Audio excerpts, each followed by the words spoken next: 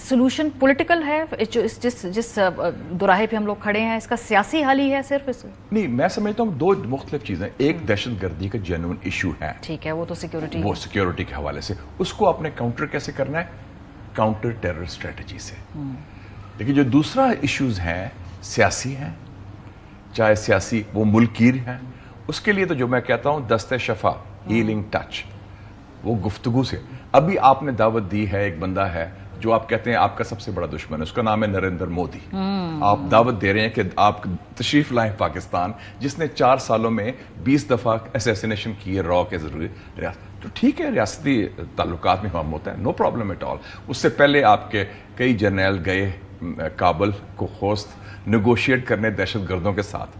اگر ان سے مذاکرات ہو سکتے ہیں تو اپنے لوگ جو منتخب نمائندے ہیں، جو عوام کے ووٹ سے لے کر آئے ہیں، جو چاہے جیل میں بیٹھے ہیں یا پارلیمنٹ میں، میں ان کی بات کر رہا ہوں، سیاسی قوت کی بات کر رہا ہوں، ان سے مذاکرات کے علاوہ کوئی حل نہیں. اس وقت ایک کنجی کس کے پاس ہے مذاکرات کی؟ بیکاز ہمیشہ کوئی نہ کوئی ایک انڈیپینڈنٹ آربیٹریٹر ہوتا تھا جس کے پاس جس پہ سب کو یقین تھا، جس پہ سے سب بات کرنا چاہتے تھے، وہ کوئی بھی وہ شخصیت ہو، ادارہ ہو.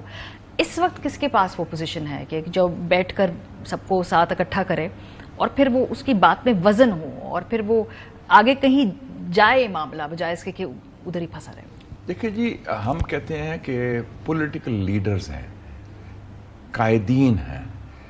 قائدین کا مطلب ہے شو لیڈرشپ. اگر آپ نہیں کریں گے تو یہ سٹیلمیٹ انڈیفینٹلی کنٹینیو نہیں ہو سکتا. کوئی نہ کوئی اس کا پھر ہونا پڑے گا.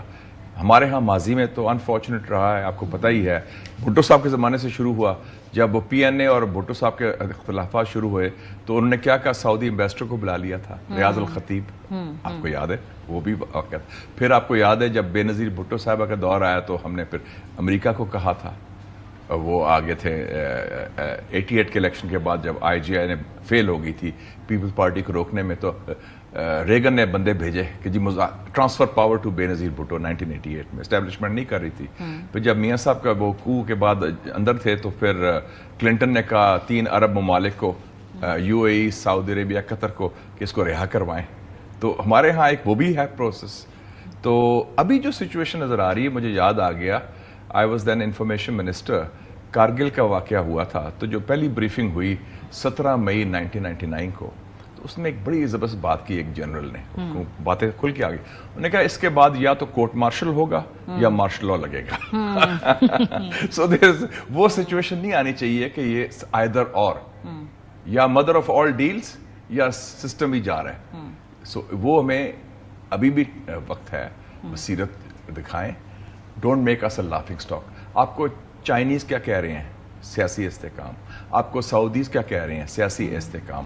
آپ کو آئی ایم ایف کیا کہہ رہے ہیں؟ سیاسی استحکام.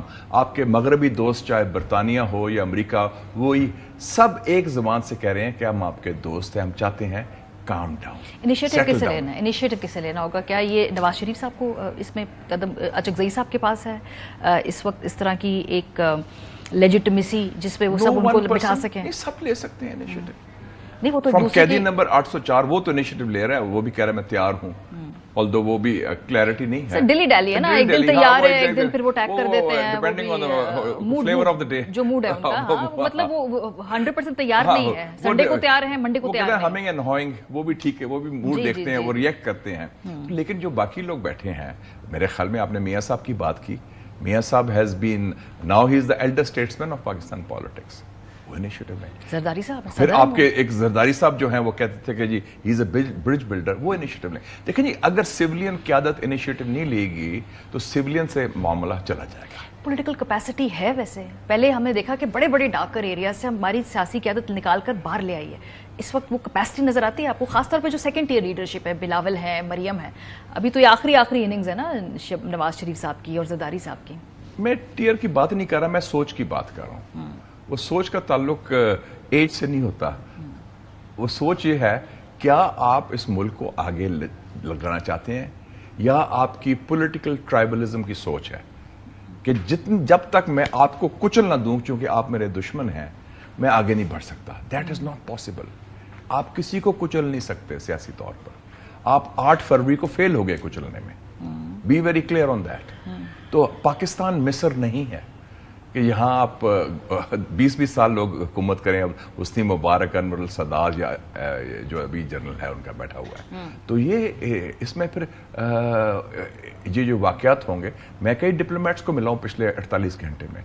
دے are so worried about Balochistan کی ہوا کیا ہے. وہ کہتے ہیں آپ کی انویسٹمنٹ گڑبڑ ہو جائے گی، آپ کی سیکیورٹی افیکٹ ہو جائے گی. اور آپ کا ایک فرنٹ نہیں ہے. اگر وہ بلوچستان میں گڑبڑ ہے تو خیبر پختونخوا میں پیچھے طالبان، افغان طالبان ہیں، اس سے پاس TTP ہے. اور ادھر بھی جو حالات ہیں آپ کے سامنے ہیں کہ وہ ایون ان پنجاب اب تو ڈیکوائٹس بھی اب راکٹ لانچز استعمال کر رہے ہیں. تو آپ کی جو سچویشن ہے، اس کے علاوہ جو پاور پالیٹکس میں بھی سچویشن کافی چینج ہے. ایک طرف آپ کے جوڈیشری سے بھی گڑبڑ چل رہی ہے، دوسری طرف امریکن الیکشن بھی آنے والا ہے. تو اتنے چیزیں آپ look at the people of Pakistan deserve better. Absolutely, بالکل. اکانومی ٹھیک نہیں ہو رہی، انویسٹمنٹ آ نہیں رہی، معاملات سنبھل نہیں رہے. اور پچھلے 2 سال سے پوری توانائی سسٹم کی کیا ہے کہ بس ان کو ختم کیا جائے.